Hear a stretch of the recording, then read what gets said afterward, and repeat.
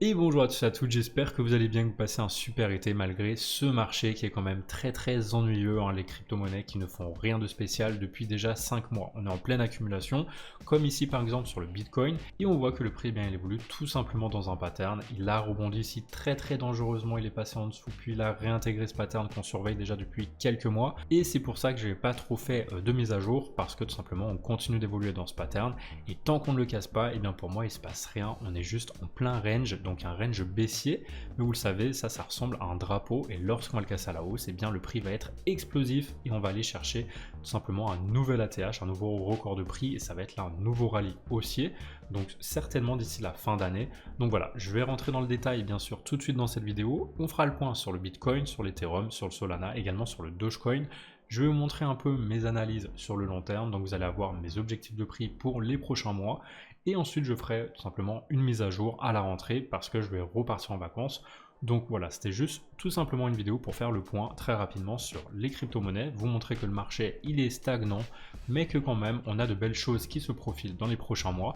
Donc on commence déjà par le BTC sur le court terme. On voit que d'ici les prochaines semaines, on a de grandes chances d'aller casser ça par le haut. Donc d'ici septembre à mon avis, on pourrait très bien enfin sortir de cette accumulation qui dure depuis 5 mois.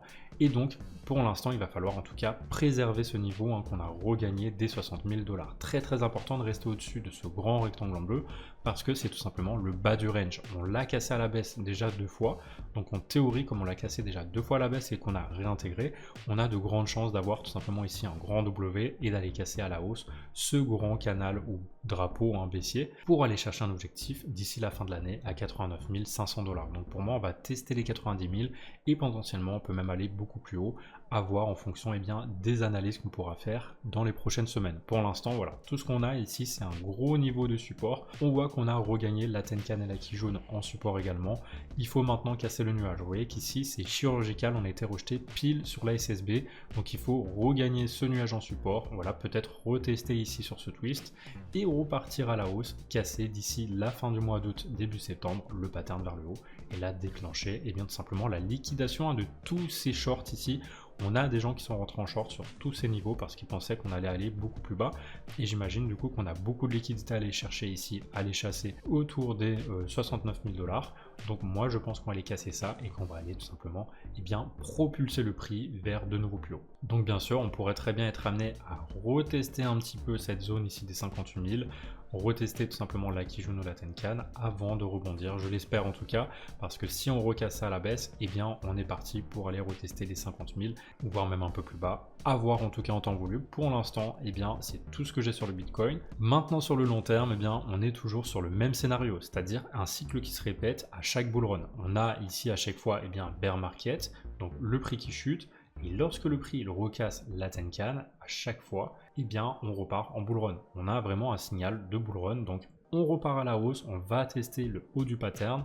Donc à chaque fois on teste le haut du pattern et lorsque ça casse en théorie, d'ici quelques mois, on finit par atteindre un nouvel ATH. Donc ici on a quand même consolidé depuis très longtemps, depuis 5 mois, le haut de ce pattern, mais sans jamais vraiment le réintégrer sur une clôture. On voit qu'ici on arrive à réintégrer malgré la chute des derniers jours. Donc ça c'est super bien parce que ça veut dire que vraiment la zone des 60 000 $, elle fait office de support, elle va permettre au prix de se maintenir à chaque fois qu'on essaye de réintégrer ce pattern. Donc en théorie, maintenant ça fait quand même plusieurs fois qu'on essaye de réintégrer et qu'on n'y arrive pas.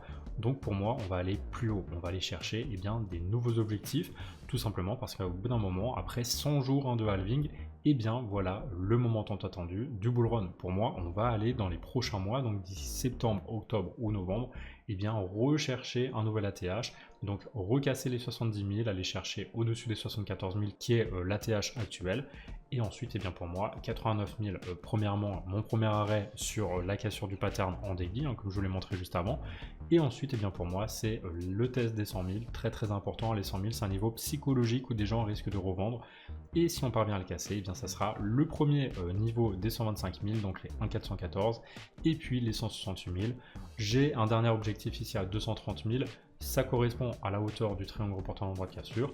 Rien ne dit qu'on allait le chercher, tout simplement parce que comme vous pouvez le voir à chaque fois, la volatilité elle est de plus en plus faible à chaque fois qu'on repart en bull run. Donc théoriquement, on pourrait aller chercher mon objectif à 230 000, on n'irait pas beaucoup plus haut. Vous voyez qu'ici on allait chercher un objectif qui était autour des 50 000, mais on est allé un tout petit peu plus haut vers les 69 000 et ensuite on est reparti.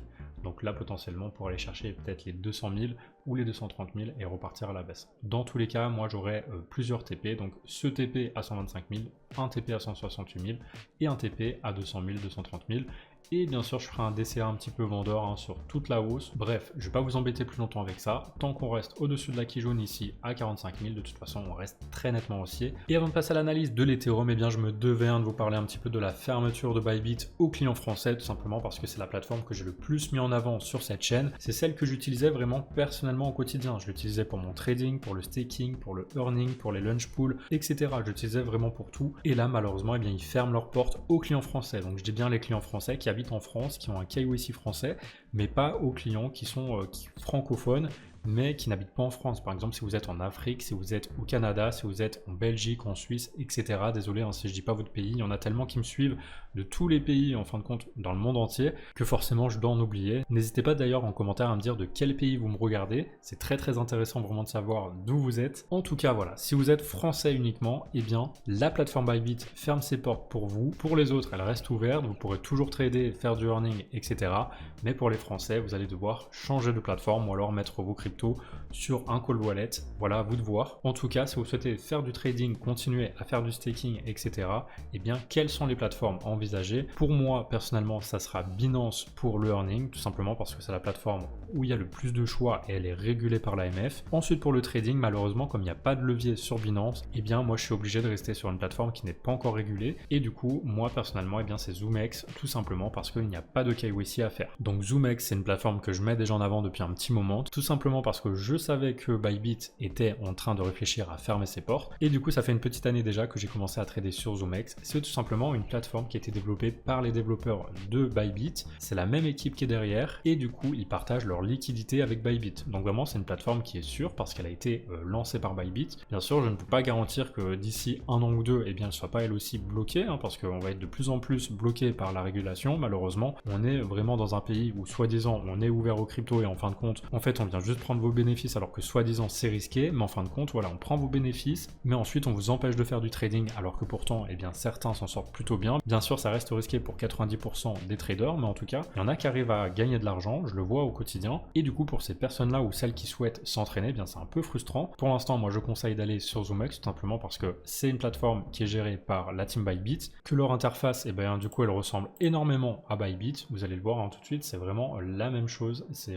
la même façon d'afficher les graphiques. Vous n'avez pas encore pour l'instant le côté earning malheureusement, mais il reviendra. En tout cas, ce que vous avez, eh bien, c'est des petites récompenses. Si vous vous inscrivez, vous allez avoir entre 10 et 30 $ de bonus. Ce qui est bien avec cette plateforme, c'est que vous avez zéro frais sur vos achats en spot. Donc si vous voulez investir dans les cryptos, vous avez zéro frais. Vous pouvez envoyer votre argent, vous pouvez acheter, revendre, vous n'aurez pas de frais. Voilà, c'est 0%. Ensuite, si vous faites du trading, eh bien, c'est les frais les moins chers du marché parce que grâce à mon lien, vous aurez moins 15% sur tous les frais de vos trades. Donc voilà, ça c'est l'une des plateformes les moins chères du marché. Et en plus de ça, eh bien, ils vous remboursent jusqu'à 100 $ de perte sur vos prochains trades durant la semaine qui arrive. Donc du lundi 12 août au dimanche 25, eh bien, vous aurez vos trades remboursés à hauteur de 100 $ maximum. Donc voilà, vous pouvez passer des trades. Je vous en parlerai d'ailleurs un petit peu sur Telegram si ça vous intéresse, parce qu'en fin de compte, c'est comme si on faisait des trades gratuits.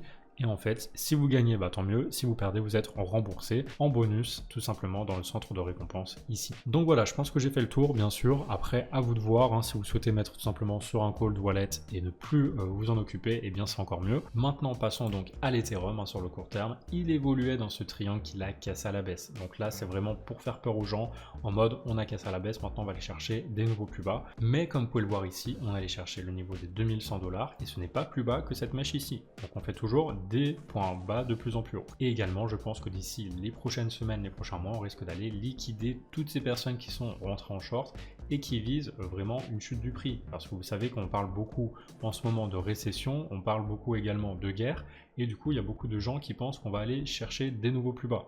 Moi, je pense qu'on va aller casser ça à la hausse parce que malgré tout, le halving a eu lieu sur le Bitcoin et ça, à chaque cycle, hein, ça pète et ça va chercher de nouveaux plus hauts. Donc ici, ça devrait péter, ça devrait en tout cas réintégrer ce range ici de plusieurs mois. En tout cas, je pense que d'ici les prochains jours, on devrait très largement aller chercher au moins un retest de ce bas de triangle, tout simplement parce que c'est là qu'on a consolidé tout le long de ces 5 mois et qu'ensuite on a ici la Kijun, donc très importante la Kijun, il faut la regagner comme on l'a regagné sur le Bitcoin.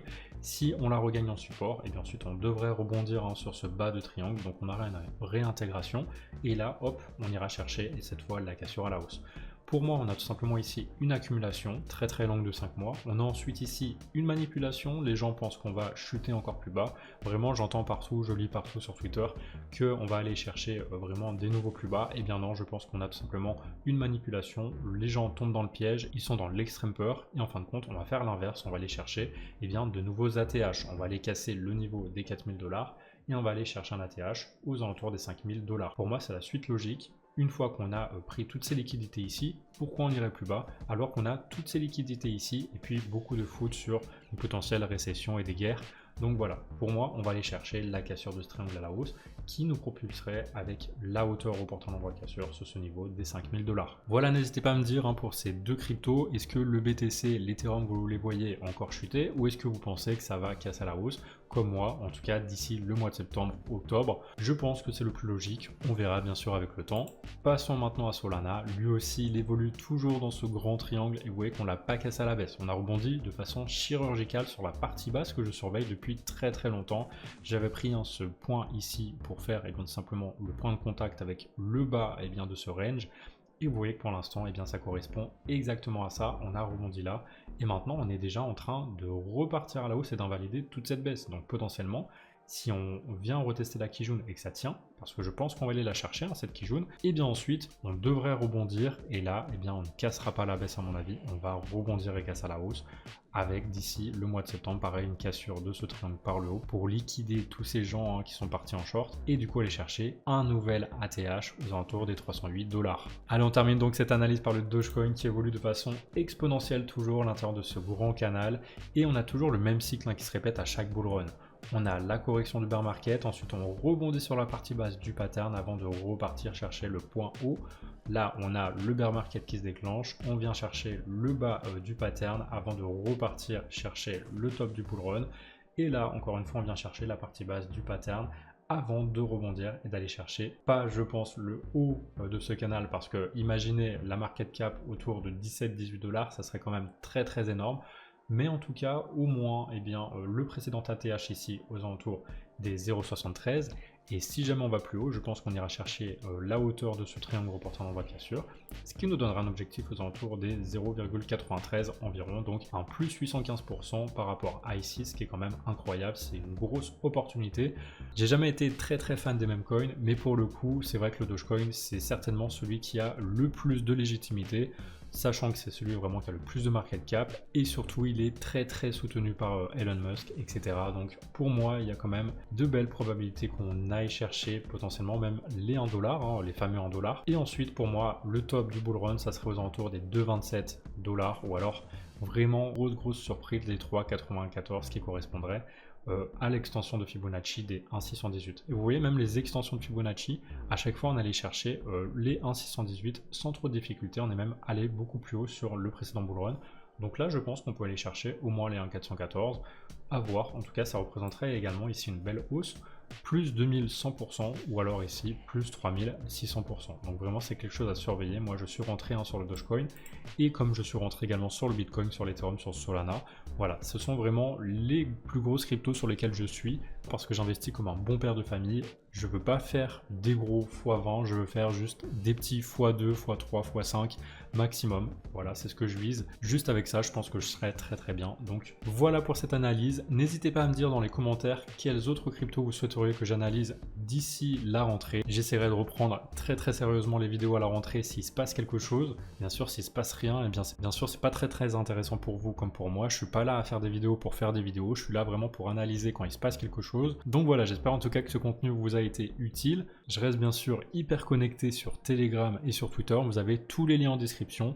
N'hésitez pas à me suivre si ce n'est pas déjà fait, que ce soit ici et sur les autres réseaux. C'est ce qui me permet bien sûr de rester motivé, de soutenir cette chaîne. Donc merci à tous d'avoir regardé cette vidéo. Je vous dis à très bientôt. Passez une belle fin d'été et on se retrouve à la rentrée pour une nouvelle vidéo.